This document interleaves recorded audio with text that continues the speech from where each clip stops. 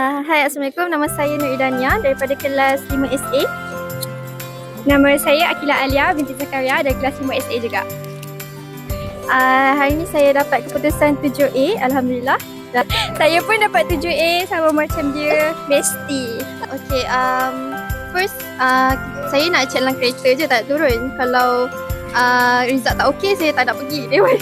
Lepas tu, saya beranikan diri juga untuk pergi ke dewan untuk check dengan parents saya.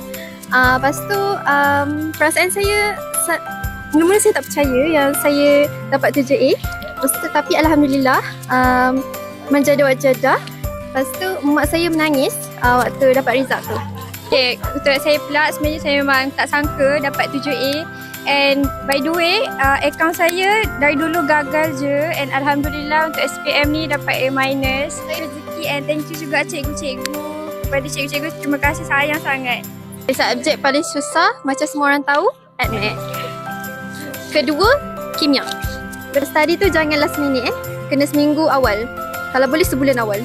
Masa study tu, tolong jangan distract. Lagi-lagi yang kalau kat rumah, jangan distract dengan phone ke apa ke. Fokus dengan buku korang, fokus dengan apa yang korang nak.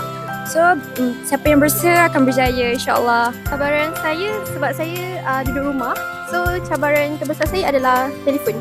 Bagi saya, cabaran adalah rasa malas lah. Kadang tu rasa macam mampuslah nak belajar ni, tapi kena juga. Inspirasi saya untuk berjaya ialah Kak Kaisara, SPM tahun lepas yang dapat 11A.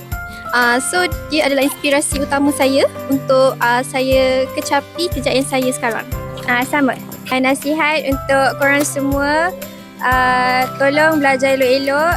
Lagi-lagi subjek killer, contoh macam mat ke ataupun korang ambil admat. Fokus betul-betul. Kalau tak faham tu terus je tanya cikgu.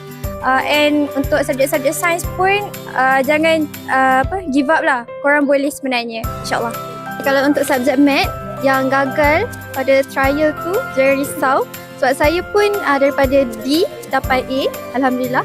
So kita buat latihan setiap hari, insyaAllah akan berjaya. Nama saya Airi Effendi bin Syari Azwan daripada kelas 5 Sains dan result saya adalah 5A.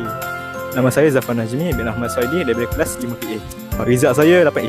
Cabaran terbesar untuk exam untuk saya lah, untuk kawal emosi tu. Sebab yelah tengok kawan-kawan boleh jawab soalan ni, boleh jawab soalan tu, kita tersekat lagi dekat muka surat tu, tak boleh ubah. Bagi saya cabaran terbesar ialah mungkin study tu lah. Sebab study tu kena menyusun masa dia.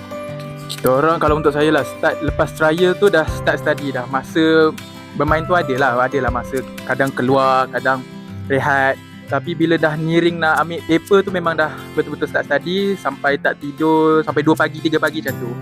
Lepas tu balik sekolah, balik daripada exam, sambung study next subject pula.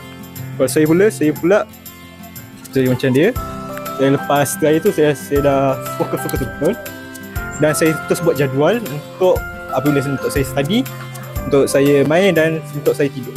Perancangan lepas ni sambung belajar lah, itulah memang obvious lah. Tapi sambung belajar mana tu tak tahulah, tengok mana dapat. Tapi dah apply macam mechanical engineering, ambil law, business.